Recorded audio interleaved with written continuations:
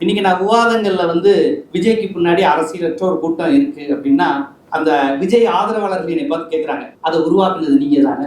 இதுல என்னடா பெருமை இருக்கு? அதாவது அரசியலற்ற கூட்டங்கிறத ஒத்துக்கிறாங்க. அந்த விஜய் ஆதரவாளர்கள் என்னை பார்த்து கேட்கிறாங்க, அப்ப இத்தனை ஆண்டு கால திராவிட ஆட்சியில் தானே இது உருவாக்கியது அப்படின்னாங்க. அப்ப தற்கொலை நீ சொல்றீக்கிறியா, அதை பெருமையா சொல்றியா நீ?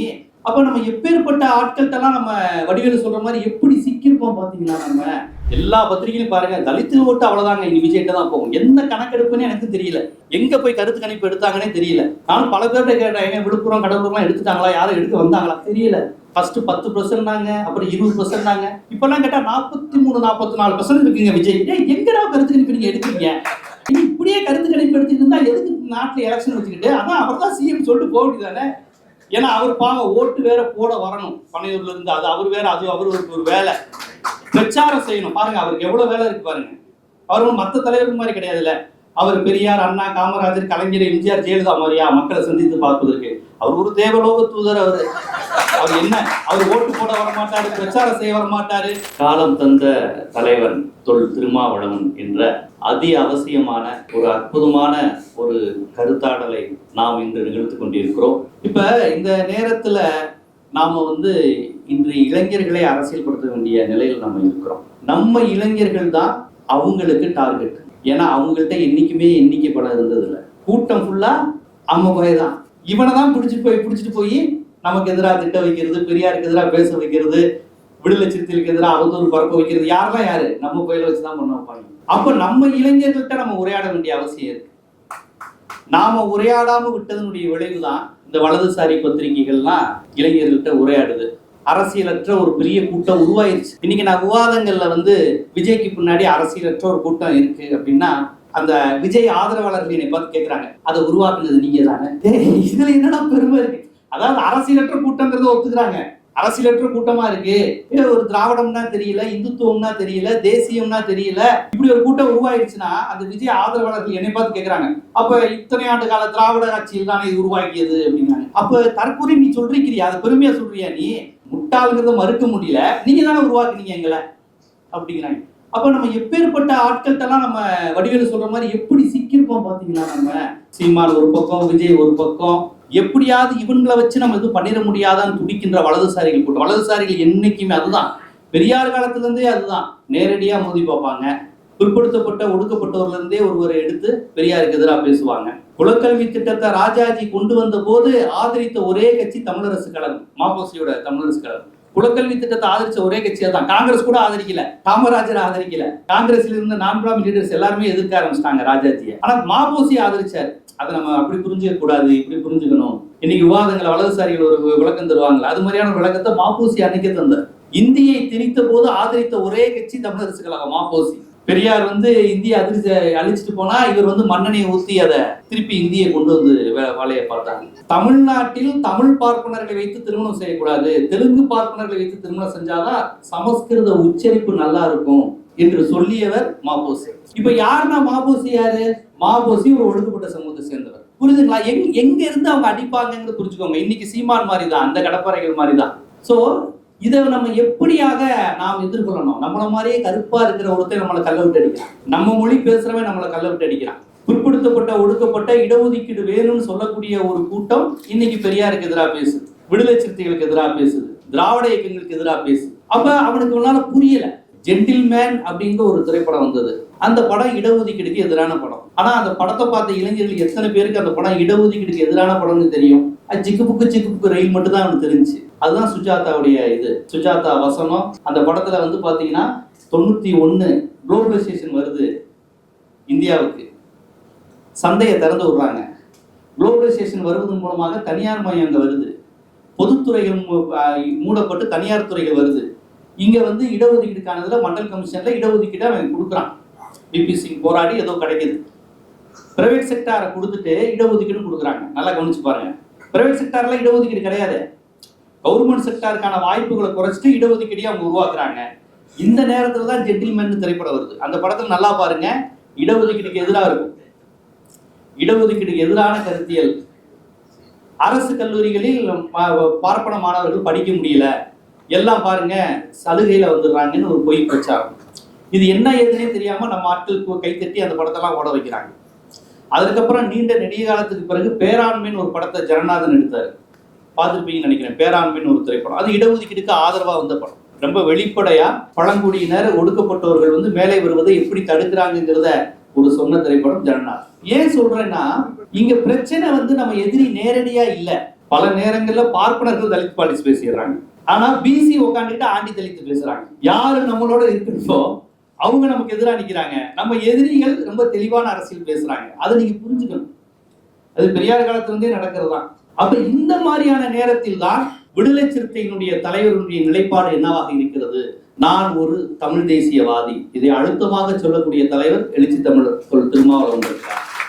ஒருபோதும் நான் தமிழ் தேசிய அரசியலிருந்து பின்வாங்க மாட்டேன், ரொம்ப தெளிவா இருக்கிறார். ஈழ அரசியலில் ஒருபோதும் பின்வாங்காத தலைவர் விடுதலை சிறுத்தையின் தலைவர் திருமாவளவன் தான். இன்னும் பேரு முதற்கொண்டு வன்னி அரசியலாக தான் இருக்கு பேரு. ஏன்னா ஈழ அரசியல் என்பது விடுதலை சிறுத்தையினுடைய அடிப்படை கொள்கை சித்தாந்தம். மலைச்சாமி அவர்கள் அந்த கட்சியை வச்சிருந்த போது DPI, Dalit panthers of India, அதை மொழிபெயர்ப்பு செஞ்சா எப்படி விடுதலை சிறுத்தைகளா மாறும்? தலித் பேந்தர்ஸ் ஆஃப் இந்தியா மொழிபெயர்ங்க, விடுதலை சிறுத்தைகள் தான் வருது. அப்ப எப்படி வச்சாரு? இவருக்கு சிறுத்தைகள் எங்க இருந்து வந்தது? புலிகள் இருந்து வந்தது, ஈழத்திலிருந்து வந்தது. அங்கே புலிகள், இங்கே சிறுத்தைகள். இவர் தமிழீழ தலைவர்களை முன்மாதிரியா கொண்டுதான் கட்சியை வைக்கிறாரு. விடுதலை புலிகள், இங்கு விடுதலை சிறுத்தைகள். அதிலிருந்துதான் அவருடைய இது வருது. அவருடைய போராட்டங்கிறது இந்திய எதிர்ப்பு. 83, 84 அங்க ராஜீவ்காந்தி இந்திய திணிக்கும் போது மதுரையில அடி வாங்குறாரு எழுச்சி தமிழர் டிபிஐல.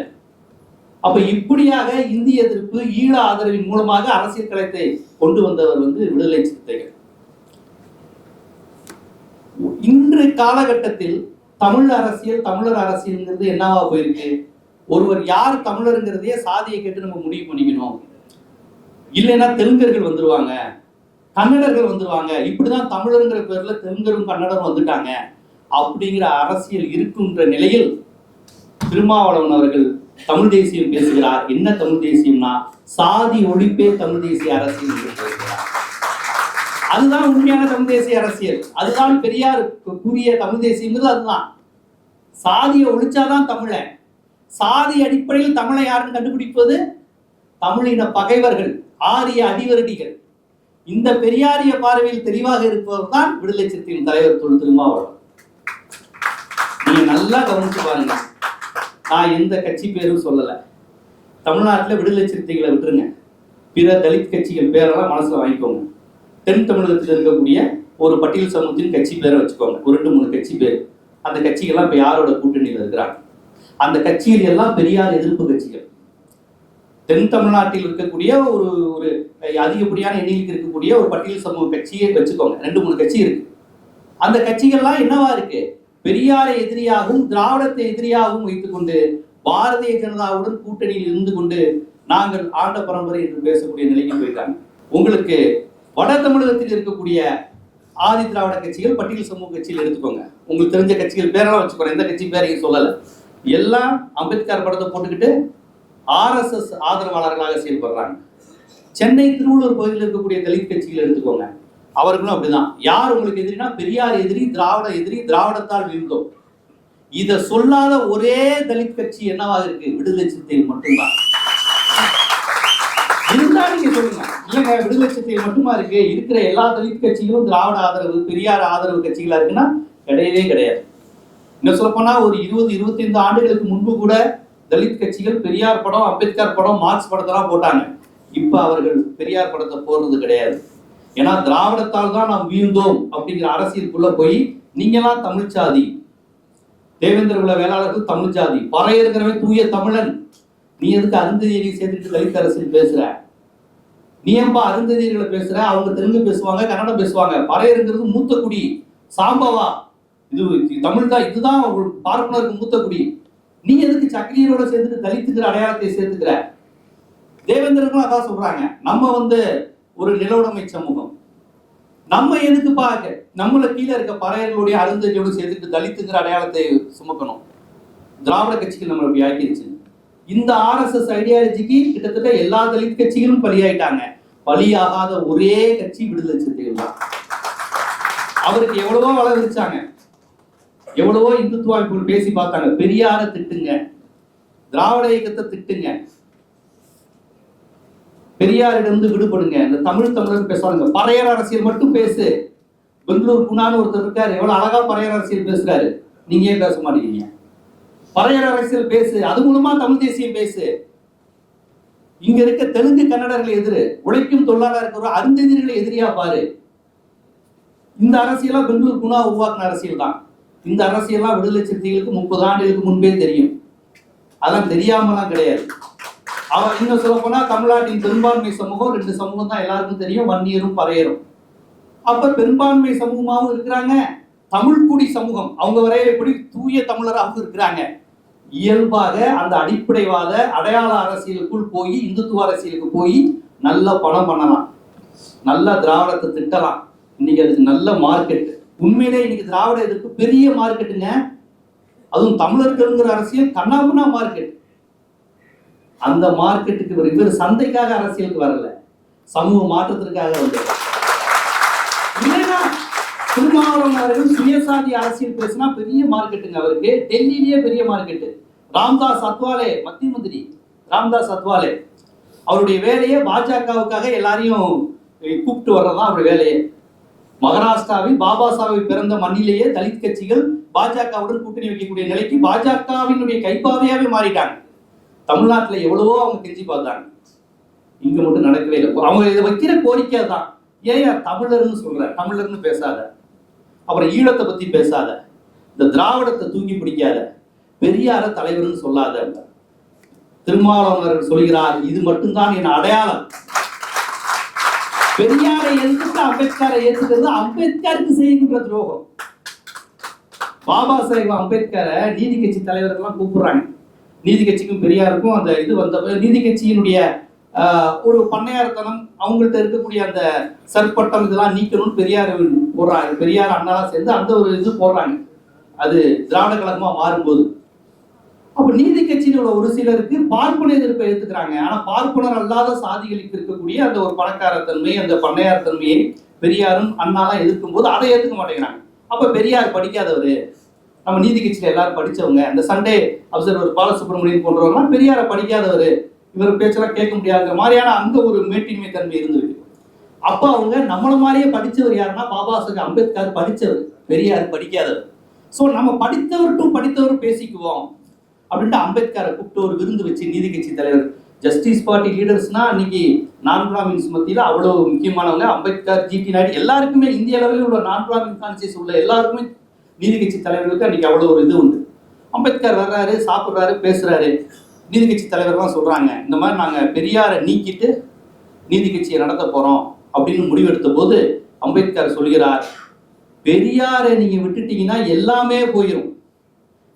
இங்க தமிழ்நாட்டில் சென்னைக்கு வந்து சொல்றாரு நீதி கட்சி தலைவர், நம்ம நீதி கட்சி தலைவர், சென்னை மாகாண நீதி கட்சி தலைவருக்கு மகாராஷ்டிரால இருந்து வந்தக்கூடிய அம்பேத்கர் சொல்றாரு, பெரியாரை விட்டுட்டீங்கன்னா எல்லாமே போயிருங்கிறார். இதை குறித்து எழுதும் போது குருசாமியா யாரோ எழுதியிருக்கிறாங்க, சோறு போட்டு உதவி வாங்கிய கதைன்னு எழுதியிருப்பாங்க. அம்பேத்கருக்கு சோறு போட்டு பெரியாரை திட்டுங்க அப்படின்னு சொன்னப்ப உடை வாங்கிய கதை அப்படின்னு சொல்லியிருப்பாங்க. அப்ப கருத்தியல் ரீதியாக அவர் மராத்தியா இருக்கலாம், தந்தை பெரியார் தமிழரா இருக்கலாம், ஆனா 2 பேருமே சமூக நீதி சமத்துவங்கிற அடிப்படையில் ஒன்னா இருந்தாங்க. ஏங்க பாபா சாஹிப் அம்பேத்கர் மராத்தி, எந்த மராத்தியத்தில் அவருடைய சாதி ஏன் ஒழிய வேண்டும்ங்கிற நூலை வந்து மொழிபெயர்த்தாங்க? எந்த தலித் அமைப்பு மொழிபெயர்த்தாங்க? அங்க உள்ள தலித் அமைப்புகளே அம்பேத்கரை மகர்னு பார்க்கக்கூடிய தன்மை உண்டு. அவர் தலித் இல்லைங்க, மகர்களுக்கு அப்படின்லாம் ஒரு உண்டு. அவர் என்ன சொல்லப்போனா மத மாற்றம் பண்ணும் போதே மகர்கள் தான் அதிகம் வந்தாங்கிற விமர்சனம்லாம் உண்டு. ஆனால் அப்போது தந்தை பெரியார் தான் இந்த படிக்கிறார், அவருடைய ஸ்பீச் அது. சாதி ஏன் ஒழிய வேண்டும்ங்கிறது பாபா சாஹிப் அம்பேத்கருடைய ஸ்பீச். அதை தலித் அமைப்புகள் யார்கிட்டயோ கொடுத்து அவர் பேசும்போது அம்பேத்கரோட ஸ்பீச்சை பார்த்துட்டு அவங்க சொல்லிட்டாங்க, என்னங்க ஜாதி ஒழியணும்னு நீங்க சொல்லியிருக்கீங்கன்றாங்க அம்பேத்கர். ஆமா, ஜாதி ஒழியணும் தான் நான் சொல்லியிருக்கேன், ஜாதிக்குள்ள சமத்துவம் வேணும்னு சொல்லுங்க, தீண்டாமை இருக்கக்கூடாதுன்னு சொல்லுங்க, கொஞ்சம் அட்ஜஸ்ட் பண்ணி போங்க, ஜாதியே ஒழியணும்னு எப்படி நீங்க பேச முடியும் அப்படின்ட்டு அங்க உள்ள தலித் அமைப்புகள் அம்பேத்கரை பார்த்து பதறாங்க. அப்ப அம்பேத்கருடைய அந்த நூல்களை பார்த்து தந்தை பெரியார், இதை நாம் தமிழில் மொழிபெயர்த்து வெளியிடுவோம். எங்க வடக்க அவருடைய நூலை படிச்சுட்டு பதறிட்டு இதையெல்லாம் மொழிபெயர்க்க முடியாது, இதையெல்லாம் நீங்க பேச முடியாதுன்னு அங்குள்ள தலித் அமைப்புகள் வந்து எல்லாரும் சொல்லிட்டாங்க. ஆனா தமிழ்நாட்டில் அதை தந்தை பெரியார் இதை நாங்கள் மொழிபெயர்த்து வெளியிடுவோம். அதுதான் பாபா சாஹேப் அம்பேத்கரின் சாதி ஏன் ஒழிய வேண்டும்ங்கிற நூல். பெரியார் தான் பண்ணாரு. அது மட்டும் இல்ல, மாவீரன் நம்ம பகத்சிங் அவர்கள் சாகிறப்ப நான் ஏன் நாத்திகனானேங்கிற நூல், அதை மொழிபெயர்த்தது அன்னைக்கு பிரிட்டிஷ் ஏகாதிபத்தியத்தின் அனைத்து எதிர்ப்பையும் மீறி மொழிபெயர்த்தது தந்தை பெரியாருடைய அமைப்பு தான், விடுதலை தான், குடியரசு தான், புத்துசி குருசாமி தான், ஜீவானந்த் தான், இவங்கெல்லாம் தான் அதை உருவாக்குனாங்க. தமிழ்நாட்டிலிருந்து தான் வந்தது. பகத்சிங் பஞ்சாப்னு பார்க்கல, பாபா சாஹேப் அம்பேத்கர் மராத்தின்னு பார்க்கல. 2 பேர் பேசுகிற கருத்தும் நம் கருத்தும் ஒன்று என்று மட்டும்தான் பெரியார் பார்த்தார். இதெல்லாம் இந்திய துணைக்கண்டத்துல யாருமே செய்யல, பெரியார் மட்டும்தான் செஞ்சார். அதனால இங்க வந்துட்டு இன்று சங் பரிவார்கள் அம்பேத்கர் யார் தெரியுமா, தேசபக்தர், பெரியார் யார் தெரியுமா, தேச துரோகி, அவர் வேற இவர் வேற அப்படின்னு அவங்க ஏதோ அம்பேத்கரை அவங்க வாழ்ந்த காலத்துல அம்பேத்கர் அவங்க கொண்டாடின மாதிரியும், அம்பேத்கருடைய கருத்துக்களை ஏதோ அவங்க வாழ்நாளில் பின்பற்றி கொண்டிருக்கிற மாதிரி. அதனால என்ன விதமான எக்ஸ்ட்ரீமான ஒரு உண்மைக்கு மாறான தன்மையை துணிந்து செய்யக்கூடியவர்கள் அன்றிலிருந்து இங்க வரையும் சங் பரிவார்கள். அம்பேத்கர் பதவி விலகணும்னு போராடினது முழுக்க முழுக்க முற்படுத்தப்பட்ட பார்ப்பன பெண்கள். இன்னைக்கு சவுத் பிளாக்ல பார்லிமெண்ட்ல அவர் இருக்கும்போது அவரை அவமானப்படுத்தி பேசினது பெண்கள். எதுக்காண்டி?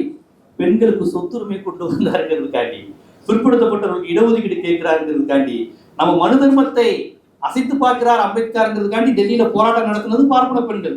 இன்னைக்கு எல்லாரும் உட்கார்ந்துக்கிட்டு வலதுசாரிகளாம் உட்கார்ந்துட்டு அம்பேத்கர் எப்பேற்பட்டவர் தெரியுமா, ஈவேரா தான் தேச துரோகி அப்படின்னு. அவங்களுடைய நோக்கம் பெரியாரை திட்டுவது, அம்பேத்கரை பாராட்டுவது இல்லை, அதுக்கு ஒரு டூலா அதை எடுத்துக்கிறது.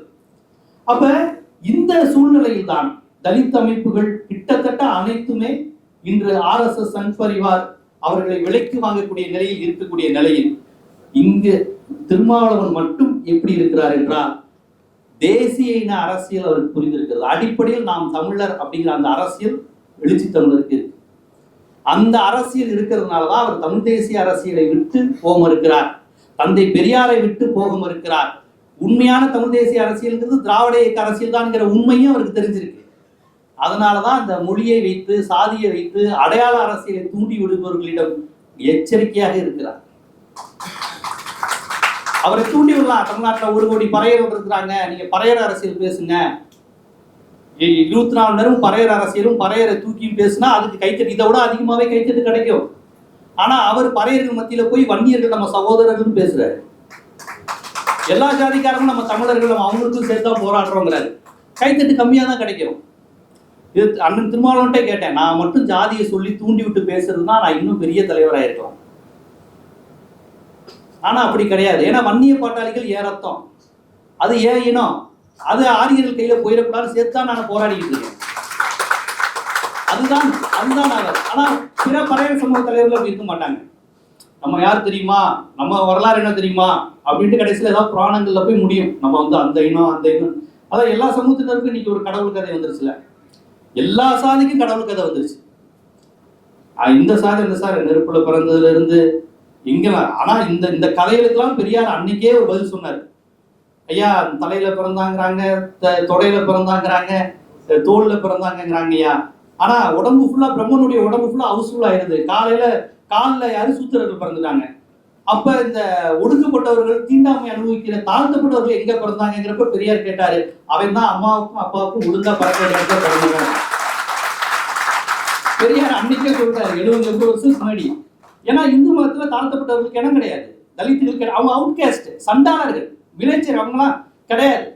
அவன் வர்ண ஒழுங்கை மீறுபவன், வர்ண ஒழுங்கை மீறுபவன், சாதி ஒழுங்கைக்கு கட்டுப்படாதவன், அவன் தான் அவுட்காஸ்ட்.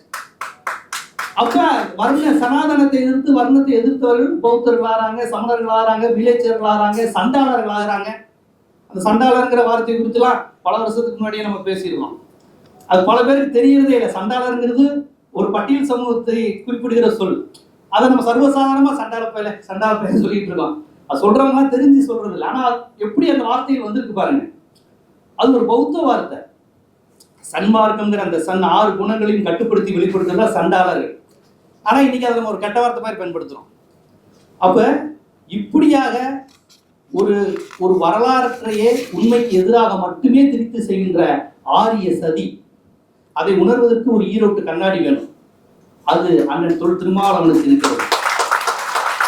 அதனால்தான் நீங்க ஒரு பெரும்பான்மை சாதியாகவும் இருந்தது, ஒடுக்கப்பட்ட சாதியாகவும் இருந்துட்டு இவ்வளவு எளிதா உணர்ச்சி வயப்படாமல் இருக்க முடியாது. எளிதா தூண்டி விட்டுறலாம். என்னண்ணே தமிழ்நாட்டில் நம்ம மட்டும் தானே பெரிய சாதி, நம்ம தானே வடக்கு முழுக்க நம்ம தான், தமிழ்நாடு முழுக்க பரவி இருக்கிற ஒரே சமூகம் நம்ம சமூகம் தான் அப்படின்ட்டு நீங்க மேடையில பேசினாருன்னா பாருங்க பத்திக்கும். அவர் அப்படி தூண்டி விட விரும்பல. ஏன்னா அவர் தன்னை பறையரா என்னைக்கு நினைச்சது இல்லை, தமிழரா மட்டும்தான் நினைக்கிறாரு. நான் தமிழ் தேசியவாதி, எனக்கு ஈழம் உண்டு. மயிலை மாங்கொள்ளையில ஒரு 10-12 ஆண்டுக்கு முன்னாடி மீட்டிங், ஏதோ அந்த கூட்டணி சீட்டு கிடைச்சிருச்சு அப்படிங்கிறது குறித்து அந்த சம்பவம் குறித்து அதை எப்பவுமே அந்த ஒரு சர்ச்சையை ஓடிக்கிட்டே இருக்குல்ல, சீட்டு உங்களுக்கு குறையாத்துறாங்க.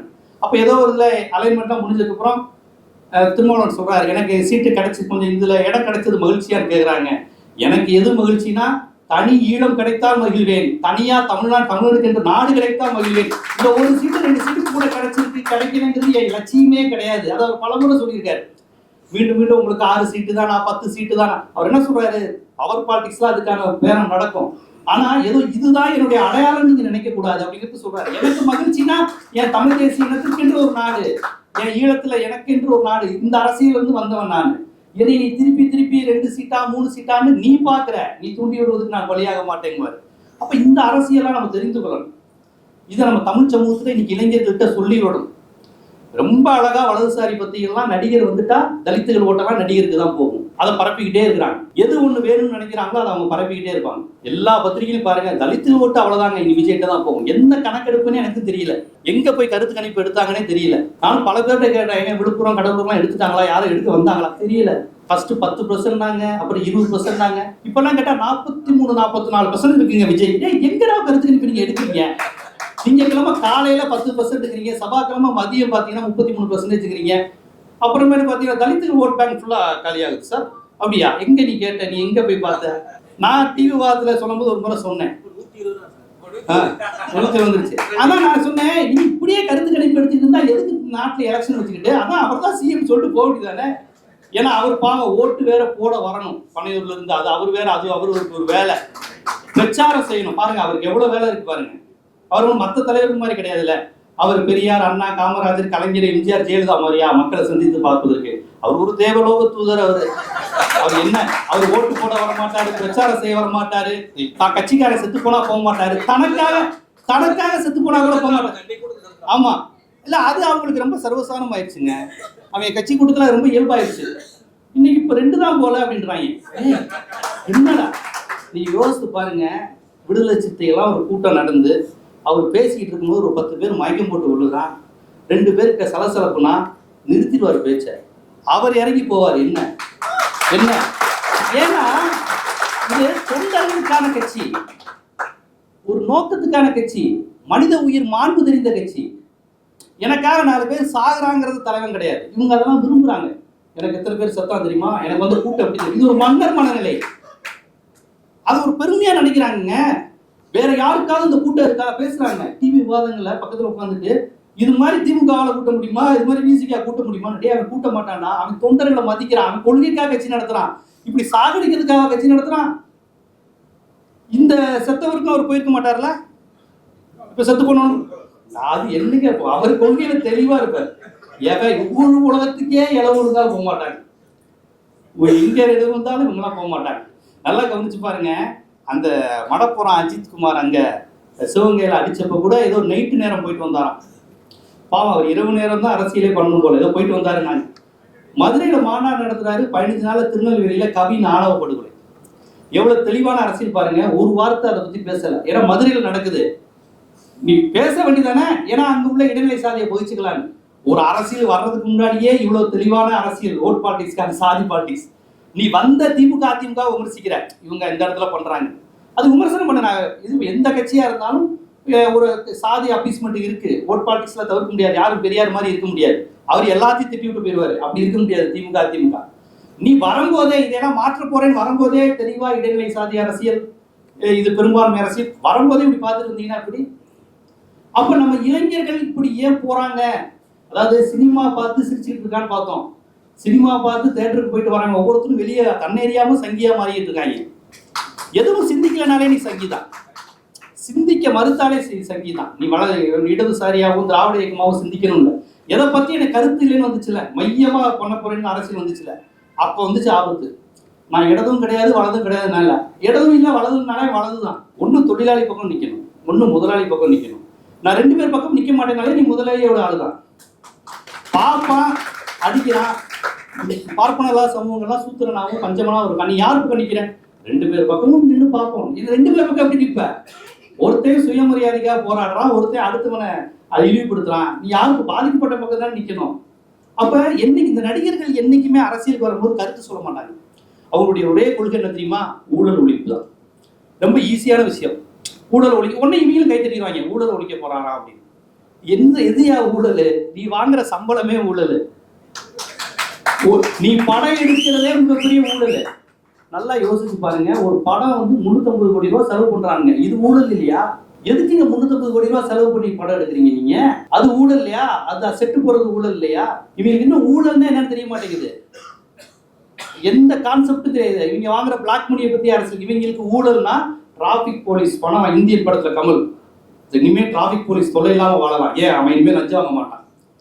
துப்புரவு பணியாளர்கள் மார்ச் வரியில வந்து கடைசி நேரம் பணத்தை அறுக்கிறப்ப ஒரு 50 ரூபா கூட கேட்கறான், சரக்கு வாங்க. பா, இதை ஒழிக்கணும்னா கமலஹாசன் வரணும், அந்நியன் வரணும், இந்தியன் வரணும், முதல்வன் வரணும்ன்றாங்க.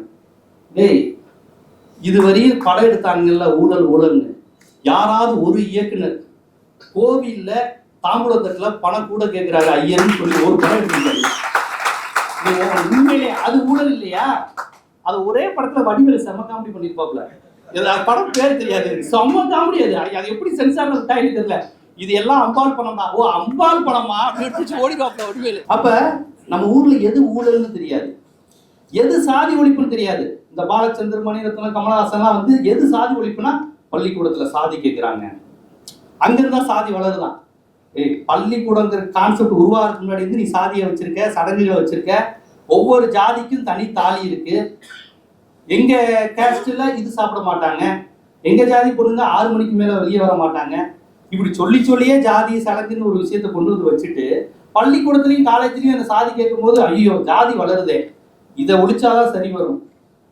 இது இந்த மாதிரி இதை உடனே நீங்க ஜாதி ஒழிப்பு நினைச்சுக்குவாங்க. ஜாதி ஒழிக்கிறதுக்காக கேட்கறது தான் இடஒதுக்கீடு பள்ளிக்கூடத்துல. இவங்க அது ஜாதியை வளர்க்கறதுன்னு நினைச்சுக்குவாங்க. ஊழலுங்கிறது கோவில்ல இருக்கு, ஊழலுங்கிறது கோவில்ல இருக்கு. ஒரே ஒரு ஜாதிக்காரன் மட்டும்தான் கற்பகரத்துக்கு போய் சாமியை தொட முடியுங்கிறத விட பெரிய ஊழல் இருக்காங்க. ஏன் வேர்வை, ஏன் ரத்தத்துல, ஏன் வரி பணத்துல கட்டுறது கோவில். கட்டுறது எல்லாம் வன்னியர், பறையர், நாடார், கோனார் இவருடைய ரத்தமும் வேர்வையும் அவன் கட்டுறது. கோவில் ஆகமும் தமிழர் ஆகமும். ஆனா இன்னைக்கு போய் உட்காந்துக்கிறாங்க, உட்காந்துக்கிட்டு கேஸ் போடுறாங்க. நாங்க மட்டும்தான் அதுல பண்ண முடியும். என்ன லீகலான்னு சொல்றாங்க தெரியுமா? நாங்க வந்து ஒரு மைக்ரோஸ்கோபிக் கம்யூனிட்டி. அந்த தீட்சிதர்கள்ங்கிறவங்க ரொம்ப சிறுபான்மையா இருக்காங்க. அந்த சிறுபான்மை மீது நம்ம பெரும்பான்மையா ஆதிக்க செலுத்துறோமா, எங்களுக்கு கிடைத்த உரிமையை அவங்க தடுக்க பாக்குறாங்க. லீகல் சுப்பிரமணிய சாமி கேஸ் போட்டிருக்காரு. அப்ப எப்படியெல்லாம் நம்ம மீது ஆதிக்கம் வருதுன்னு பாருங்க. இதை நம்ம ஆட்களுக்கு இதை புரிஞ்சுக்க முடியல. கோவிலுக்குள்ள தமிழ் கிடையாது, கோவிலுக்குள்ள தமிழ் கிடையாது, சமஸ்கிருதம். அதுக்கு போராட வேண்டியது இருக்கு. ஆனா கோவில் நம்ம கட்டினது. உங்களுக்கு இந்த ஒரு ரொம்ப நாள் இந்த ஒரு சடங்கு இப்ப செய்யறாங்களான்னு தெரியல. பசுமாட்டை உள்ள விடுவாங்க புதுமனை புது விழா நடத்தும் போது. எதுக்குன்னு கேட்டீங்கன்னா, அந்த மாடு வந்து மூத்திரம் போகணும், அது வந்து வீடு சுத்தமாகும். எதுக்கு? தண்ணி ஊற்றி கழுவுனாலே வீடு சுத்தமாகும். ஏன் மாட்டு மூத்திரத்தை வச்சு சுத்தம் பண்றீங்க? எதுவும் மெடிசன் இருக்கானா? அது கிடையாது. இது சூத்திரர்கள் தானே தொட்டு இந்த வீட்டை கட்டியிருப்பாங்க. அதை எப்படி ஒரு பார்ப்பனர் ஆசை கொத்தனார் வேலை பார்த்துக்க மாட்டாரு. ஒரு அகமுடியரோ, மரவரோ, நாடாரோ, எஸ்சியோ எல்லாரும் சேர்ந்து தானே கட்டியிருப்பாங்க. அவங்க தொட்டதுனால தீட்டாயிருச்சு, அதனால் அந்த சடங்கு செய்யறோங்கிறாங்க. சரி, இதை பார்ப்பனர்கள் செஞ்சா அது அர்த்தம் உண்டு. இதை நாடாரும், கோனாரும், மரவரும் செஞ்சுக்கிட்டு இருக்கேன். பசுமாடை ஐயர் கொண்டு வந்து உள்ள விடுவாரு, நாங்கள் பணம் தந்து அனுப்புவோம். அது எதுக்கு பசுமாடை உள்ள விடுறான்னு தெரியுமா? உன்ன மாதிரி ஆட்கள்லாம் தொட்டா தீட்டு அசிங்கமாயிருச்சுன்னு சொல்லி கழுவுறான்.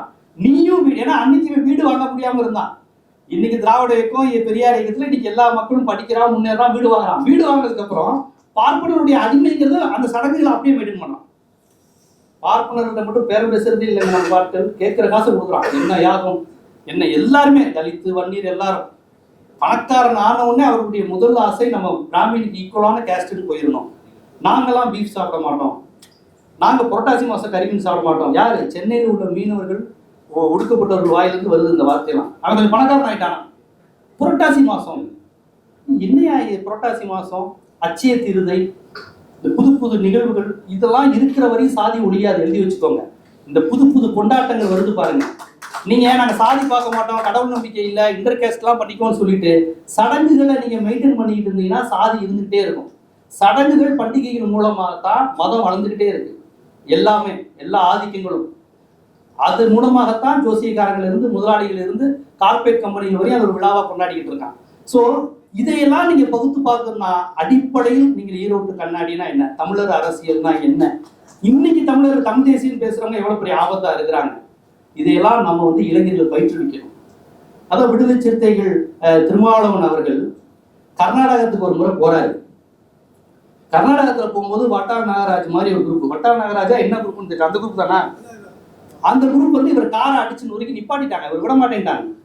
வாட்டார் நாகராஜ் திருமாவளவனை பற்றி சொன்ன வார்த்தை தெரியுமா, இவன் தாண்டா தமிழர்களுக்காக போராடிக்கிட்டு இருக்கிற தலைவன். வாட்டார் நாகராஜ் சொன்னது இது எதுவுமே என்னுடைய கற்பனையோ இதெல்லாம் கிடையாது. இந்த தமிழ் பேசிக்கிட்டு இருக்கிறவன் தான் தமிழர்களுக்காக காவிரி நீர் உரிமைக்காக பேசுற தலைவன். ஆனா தமிழ்நாட்டுக்குள்ள வந்தா அவரு பறையர்களுக்காக பாடுபட்டு இருக்காரு, எஸ்சி அப்படின்னு. கன்னடத்துக்காரனுக்கு தெரியுது அது யாருன்னு, புரியுதுங்களா? நம்ம என்ன அரசியல் இருக்குன்னு புரியுதுங்களா? கன்னடத்துக்காரன் எங்க எதிரியா, இங்க தமிழ் பேசுற எந்த அமைப்பையும் அவர் எதிரியா பார்க்கல, திருமாவளவனை தான் எதிரியா பார்க்கல. ஏன்னா தமிழர் தலைவர் அவர் தான் தெரியுது, காவிரி பிரச்சனைக்காக நிக்கிறது அவர் தான் தெரியுது, முல்லை பெரியாருக்காக அறிக்கை விடுகிற கட்சி, போராடுகிற கட்சி, அது புரிகிறது. நம்ம இடதுசாரி தோழர் கூட நட்பா இருப்போம். ஆனா முல்லை பெரியார் பிரச்சனை வரும்போது விடுதலை சிறுத்தைகள் சிபிஎம் முரண்படுவாங்க. இல்லைங்க, முல்லை பெரியார் தமிழர்களுக்கு வேணும், தேனி மாவட்டத்துக்கு வேணும், கப்பத்துக்கு வேணும். அப்ப இப்படியாக தமிழர்களின் வாழ்வாதார நீராதார போராட்டம், இந்த தமிழர் அரசியல் என்பது சாதி ஒழிப்பு அரசியல். இப்படியாக பேசி பேசி அவர் வளர்க்கிறாங்க. சேரியில புலிக்கொடியை பறக்க விட்டது விடுதலை சிறுத்தைகள் தானுங்க. 99ல புலிக்கொடி பறந்துச்சு சேரிகள்ல, மூப்பனாரோட கூட்டணி நினைக்கிறேன், புலிக்கொடிகள்லாம் இருந்தது. இப்ப நம்ம இந்த விஷயங்கள் தான் நம்ம வந்து கவனிக்க வேண்டிய அரசியல். எப்பேற்பட்டவரை சாதி அடையாளத்துக்குள்ள நீங்க சமுதாயம் பார்க்க வைக்கிறது. தினமலர் பத்திரிகையெல்லாம் ரொம்ப தெளிவா அவர் கூட்டணி சீட்டு கம்மியா வாங்கும் போது ஏளனப்படுத்துற மாதிரி படுத்தும், மற்ற நேரத்தில் இவர் ஒரு ஜாதி கட்சியா மட்டும்தான் தெரியும். போட்டோவை எப்படி தெரியுமா போடுவாங்க, திருமாவளவனை மீசியை முறுக்கிட்டு அப்படி ஒரு மாதிரி ஏதோ அப்படி நிற்கிற மாதிரி தான் கேலி சித்திரம் போடுவாங்க. நான் பலமுறை இதெல்லாம் சொல்லிங்கன்னா இந்த போட்டோ இவ்வளவு கேவலமா போடுறாங்க. அப்புறம் அவர் ஏதாவது கண்ணை இறந்து இருக்கிற மாதிரி போட்டோ போடுவாங்க, கூட்டத்தில் அவரே தூங்கி விட்டார் அப்படி இப்படி சொல்லி இந்த மாதிரிலாம் இதெல்லாம் திட்டமிட்டு நடக்கிறது. ஏன்னா ஏன் அந்த வன்மம் வருது அவங்களுக்கு தெரியுது, இவன் தான் ஆரியத்தை அடின்னு அடிக்கிறான், இவன் தான் சனாதனத்தை அடிக்கிறான். திருமாவளவன் ஒருபோதும் தேவர் சமூகத்துக்கு எதிரி கிடையாது, வன்னியர்களுக்கு எதிரி கிடையாது, அவர் பார்ப்பனத்துக்கு தான் எதிரி. இது தேவர் சமூகத்துக்கு தெரியணும், வன்னியர் சமுதாயத்துக்கு தெரியணும், அந்த தோழர்களுக்கு தெரியணும். அது போக விடாம பார்த்துக்கிறது தான் அவங்களுடைய வேலை. ரெண்டு பேரையும் பிரிச்சு வச்சுக்கிறது தான். ஏன்னா ரெண்டும் பெரிய சமூகம், ஒன்று சேர்ந்துட்டா அவ்வளவுதான், அது சேர்ந்துடக்கூடாது. அதுக்கு தெளிவான வேலைகளை அவங்க செஞ்சுக்கிட்டே இருப்பாங்க. அவர்களுக்கு மிகப்பெரிய தடையாக இருப்பதே விடுதலை சிறுத்தைகள் தான். எப்படியாவது தமிழ்நாட்டில் ஒரு சங்கியை உண்டாக்கணும், சாதிகளை ஒரு உண்டு பண்ணிடணும்னு நீங்க யோசித்து பாருங்க. இங்க நடக்கிற சாதிய ஒடுக்குமுறை ஒவ்வொன்றின் போதும் அந்த பிரச்சனையை பக்குவமா தான் விடுதலை சிறுத்தைகள் பேசுவாங்க ஒழிய இதான் சாக்குன்னு அந்த சாதியை தூண்டிவிட்டு அவர் பேசுனதே இல்லை. பேசிட்டா பெரிய கலவரமாயிருக்கும். அதைத்தான் சங்கி விரும்புறாங்க. அவனுக்கு வந்து பிசி மேலேயும் அக்கறை கிடையாது, எஸ்சி மேலேயும் அக்கறை கிடையாது. அவங்க ரெண்டு பேருமே அவங்களுக்கு கீழே தான், காலில இருந்து வந்தவன் தான், அடிச்சு சாவுங்கிறது தான் விருப்பம். அது நடக்க மாட்டேங்குது. திருமாவளவன் இருக்காருல்ல, நடக்க மாட்டேங்குது. பெரியார் இயக்கம் இருந்தா தள்ளி விட்டு போயிடுவாங்க. ஆனா விடுதலை சிறுத்தைகளே வந்து நிற்கும் போது அவங்களால ஒண்ணும் பண்ண முடியாது. இன்னைக்கு மதுரையில பசுமன் பாண்டியன் போன்றவங்க விடுதலை சிறுத்தைகளுக்கு அரணா இருக்கிறாங்க. அவர் என் தம்பி வந்து பாருங்கிறாங்க. டிஎன்டி பிரச்சனை இருக்கு, டிஎன்டின்னு ஒரு 68 சமுதாய பிரச்சனைகள் இருக்கு, பிரமலை கல்லர், மறவர், இருளர். அந்த டிஎன்டி பிரச்சனைக்காக அந்த சமுதாயத்தை சேர்ந்த அரசியல் பிரதிநிதிகளே குரல் கொடுக்காத போது அந்த டிஎன்டி 68 சமுதாய மக்களுக்காக குரல் கொடுத்தது விடுதலை சிறுத்தைகள் தான். அந்த வேட்டுவக்க உண்டர் அப்படின்னு ஒரு 68 சமூகங்கள், இருளர், பிரமலை கல்லர், அவங்க மேடையில அவர் ஏறி பேசினாரு. அதுல கூட சில சாதியவாதிகள் கத்துனாங்க, எதுக்கு இவரெல்லாம் மேடையில ஏத்துறீங்க, அவங்க உரிமைக்காண்டி தான் பேசுறாரு. அப்ப சமூகம் எப்படி இருக்குன்னு பாருங்க. இதுல இருந்துதான் இன்னைக்கு விஜய்க்கு கூட்டம் வருது, சீமானுக்கு கூட்டம் வருது. திருமாவளவன் ஒருபோதும் போய் மூக்கியா தேவர் மாதிரி ஒரு தமிழர் கிடையாது, ஆனா ஈவேர மாதிரி ஒரு மோசமானவர் கிடையாதுன்னு திருமா பேச மாட்டார். ஆனா அவரும் மூக்கியா தேவரை பத்தி பேசியிருக்காரு, திருமாவளவனும் மூக்கியா தேவரை பத்தி பேசியிருக்காரு.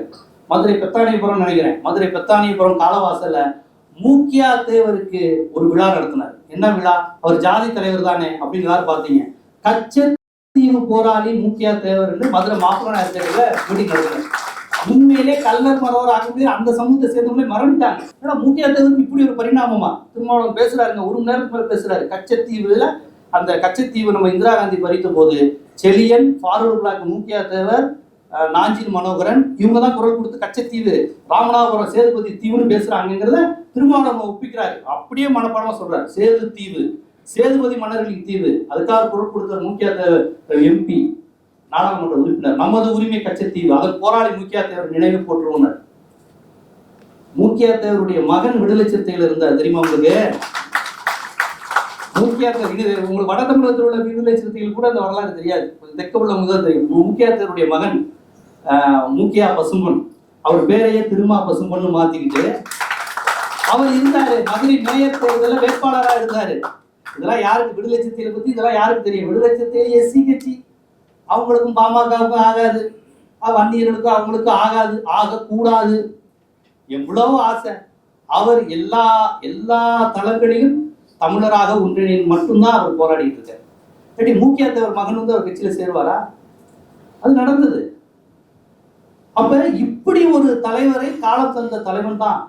இப்படி ஒரு தலைவன் இல்லைன்னா இந்த காலத்தை நினைத்து கூட பார்க்க முடியல. என்ன யோசிச்சு பாருங்க.